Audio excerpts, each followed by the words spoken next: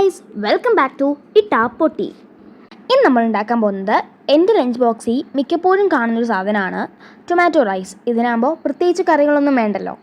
ഇതിന് വേണ്ടി നമുക്ക് എണ്ണയിലോട്ട് കുറച്ച് കടുക്, കുറച്ച് പരിപ്പ്, കുറച്ച് ഉഴുന്ന്, പിന്നെ കാഷ്യൂ നട്ട്സ്, പിന്നെ മറ്റേ വറ്റൽമുളകുണ്ടല്ലോ, അതും ജീരകവും ഒക്കെ കൂടെ ഇടാം. ഇത് കുറച്ച് നേരം അതിൻ്റെ ആ റോ ടേസ്റ്റൊക്കെ ഒന്ന് മാറുന്ന വരെ നന്നായിട്ട് ഇളക്കി കൊടുക്കാം. അത് കഴിഞ്ഞിട്ട് കറിവേപ്പിലയും ചോപ്പ് ചെയ്ത ഒനിയനും ഇട്ട് കൊടുക്കാം. എന്നിട്ട് അതും നന്നായിട്ട് ആ സവോളയുടെയൊക്കെ പച്ചമണം മാറുന്ന വരെ നമുക്ക് നന്നായിട്ട് ഇളക്കി കൊടുക്കാം.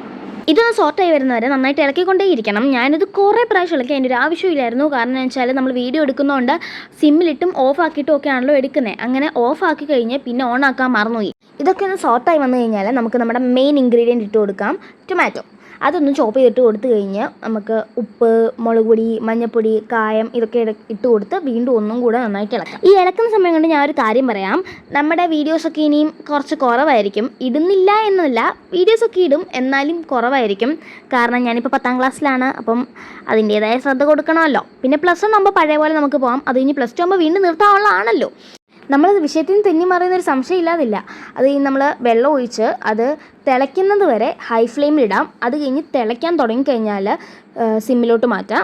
പിന്നുണ്ടല്ലോ, നമ്മുടെ മലപ്പുറം വീഡിയോ ഇല്ലായിരുന്നോ, ലാസ്റ്റ് ലോങ് വീഡിയോ, അതിനകത്ത് ഒരു പാർട്ട് 2 ഒന്നും കൂടെ ഉണ്ടെന്ന് ഞാനൊരു പറഞ്ഞായിരുന്നു. അത് ഞാൻ മറന്നിട്ടില്ല, പതിയെ ഇടാവേ. എഡിറ്റ് ചെയ്യാനൊന്നും സമയം കിട്ടിയില്ല. എഡിറ്റ് ചെയ്ത് തമ്മിലൊക്കെ ആകുന്നുണ്ട്, ഞാൻ പതിയെ ഇടാം. അതുമാത്രമല്ലെന്നേ, എൻ്റെ ബർത്ത്ഡേയുടെ വീഡിയോ, അത് നവംബറിൽ കഴിഞ്ഞ വീഡിയോ, അത് തൊട്ട് കുറേ വീഡിയോസ് ഇടാൻ കിടപ്പുണ്ട്. അതൊക്കെ ഈ ഒരു വെക്കേഷനിലോ അല്ലെങ്കിൽ അത് കഴിഞ്ഞോ എപ്പോഴെങ്കിലുമൊക്കെ ഞാൻ ഇടാൻ നോക്കാവേ. ഒന്ന് പകുതി വറ്റി വന്നപ്പോഴത്തേക്കിനും എനിക്ക് കളർ കുറവാന്ന് തോന്നി. അതുകൊണ്ട് കുറച്ച് കാശ്മീരി ചില്ലി പൗഡർ ഞാൻ ഇട്ട് കൊടുത്തേ. ഇത് ഉണ്ടാക്കി എൻ്റെ കുഴപ്പമാണോ അതോ ഗ്യാസിൻ്റെ കുഴപ്പമാണോ എന്ന് എനിക്കറിയത്തില്ല. വറ്റി വരാൻ കുറേ സമയമെടുത്തു.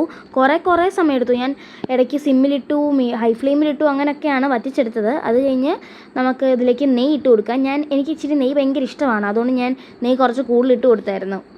നെയ്യ് ഇട്ട് കഴിഞ്ഞ് നന്നായിട്ട് ഇളക്കാം. അത് കഴിഞ്ഞ് റൈസാണ് ഇട്ട് കൊടുക്കേണ്ടത്. എൻ്റെ റൈസ് ഒരു തുള്ളി വെന്ത് പോയായിരുന്നു. കാരണം എന്നാന്ന് വെച്ചാൽ അത് വെച്ചിട്ട് ഞാൻ വേറെ ഏതോ പണിക്ക് പോയി, അതുകൊണ്ടാണ്. ഇതാദ്യമൊക്കെ ഞാൻ ഷാൻജോടെ നോക്കിയിട്ടാണ് ഉണ്ടാക്കിക്കൊണ്ടിരുന്നത്.